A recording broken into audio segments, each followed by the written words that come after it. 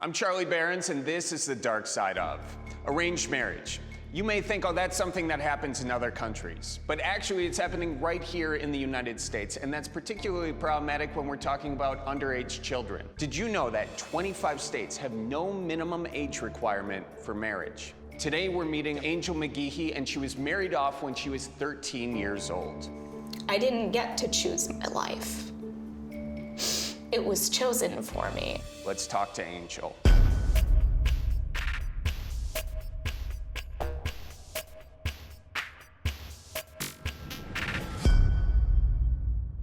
What was life like growing up for you in your household? I was very isolated as a child. My father passed away when I was 6, and after that my mother just kind of took this downward spiral into alcoholism, and she was very anti-government, anti-medical establishment, everything, and so we didn't go to the doctor or the dentist or school or anything like that. And she always told us that she just wanted us all to stay together. Did you grow up thinking something was off? Well, I would sit like outside my house and watch kids walk to school, and I was like, why can't I go to school, you know? Growing up, I didn't realize how wrong that was, how it really was neglect. I don't understand why she thought that was okay, except to groom me for this lifestyle where we all stayed together. It was a commune, basically, that she wanted to start. My mother remarried when I was 10. To a guy she met over the internet, and we've moved out to California because that's where he worked. When we moved to California, my stepdad ended up getting us computers, so I got on the internet and I would play video games and stuff too as a child, and so I would go on gaming forums, and it was like the only thing where I could actually talk to people. And so I ended up telling my mom about how I liked this boy on this internet forum. My mother is a very sexual person. She basically told me, like, if you ever want to have sex, you have to get married right away. You have to be really messed up to look at a child and say this would be a good thing for them. My mother thought it was like this kind of rite of passage into my womanhood, you know, so that I could start populating our commune. Yeah. So we ended up actually flying out to New York to meet the boy that I had liked, which is incredibly bizarre. I mean, who flies their, 11-year-old daughter out to meet another boy? They didn't end up working out with that boy, though. Well, tell me about the person you did end up marrying. He was actually this boy's best friend, so I kind of knew them both. I met him when I went to New York as well. And so we kind of started chatting online, and I remember my mother saying, when I told her that I liked this boy, she was like, well, I think you should get married to him then. My mother ended up, when I was 13, flying him out from New York, and that's when we got married.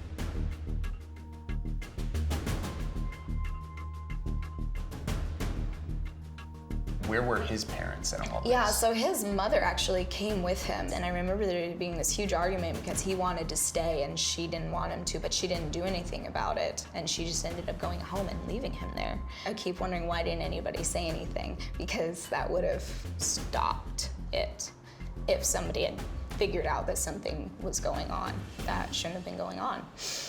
My mother bought me this hideous wedding dress, got him a tux, and my family was there. My aunt came and we said vows, and it was very surreal because afterwards we were expected to consummate the relationship. It was really weird to be off in the next room while my family was, I don't know, eating cake.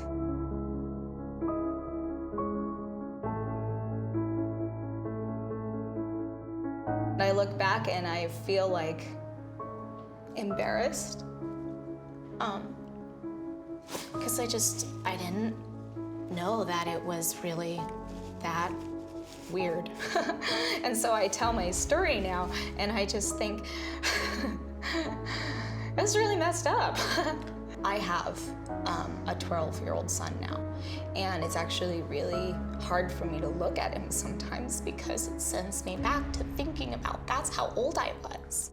After marrying at the age of 13, Angel soon found herself in a nightmare. I got married in California, and then she moved us very soon after that to Idaho so that it would be private.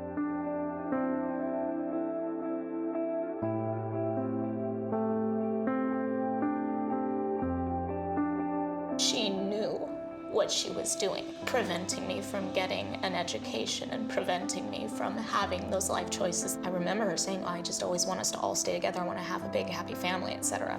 And the way she could make that happen was to trap me. We all lived in the same house. She wanted me to start having children as soon as possible, and I did. He was very abusive to me, so during that time period, it was like I was a prisoner to my mom, but I also was a prisoner to him.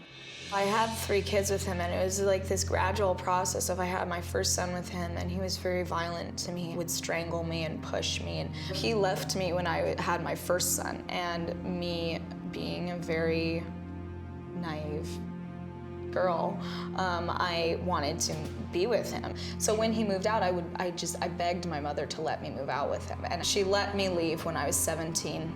She still hates me to this day for leaving because she wanted us all to stay together. How did you escape this toxic relationship? I lived with him for a while. We had an apartment together. I had my second child there with him. And that was when I started getting out into the actual world. There was this one lady who invited me to a Bible study. I wanted friends because I had no one to talk to, and I was so isolated. And so I went, and when these people finally started finding out how old I was, what was really happening, they connected me with a local victim advocacy center. I started going to support group, and my bubble popped, and I realized that what I was going through wasn't right or normal. He went to jail because he was like abusing me while I was pregnant with my 3rd child, and I was finally wise enough to finally build up enough strength to realize that this was wrong.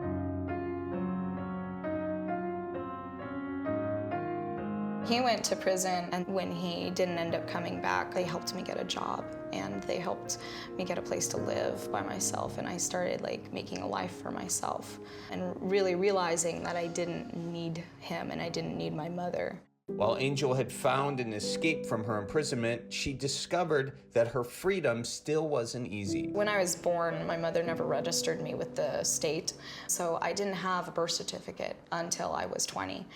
I was not able to get a driver's license or, Social Security, even a library card. When my victim advocates found out about that, they were able to get me legal help so that I could get a delayed record of birth. Thank God. Because now I can drive and I can, have a job and all those things. But when I was a single mom, I was just in this place where I didn't get to choose my life. It was chosen for me, and that's what I think makes me the angriest, because I would have wanted to do different things. Not that I don't love my kids, obviously, it's not their fault, and I love them. I look at all of the things that I could have done or the person that I could have been and the things that I could have accomplished, and I didn't get to do any of those things because my adolescence was stolen from me. By choice, I did end up getting remarried because I wanted to have a normal life for once.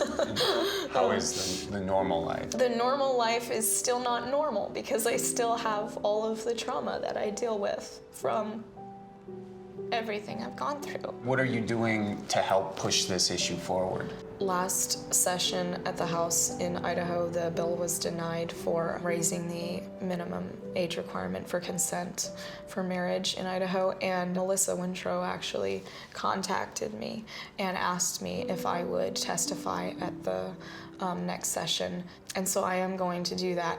So what would you say to someone who's in a similar situation to you? I would want them to feel like they had somebody to go to that would help them, and that it isn't their fault, and that it's not right, and that they could have real freedom from that. One of my favorite verses in the Bible that I go when I think about my life is that he took me out of this darkness and brought me into his marvelous light, where I have the opportunity now to use what was meant for evil for good, so that it doesn't happen to other children. Your story is enough to do that. So for you to speak out like this just opens the door for incredible change. So thank you so much for doing that. Thank you. I'm Charlie Behrens, and this is The Dark Side of.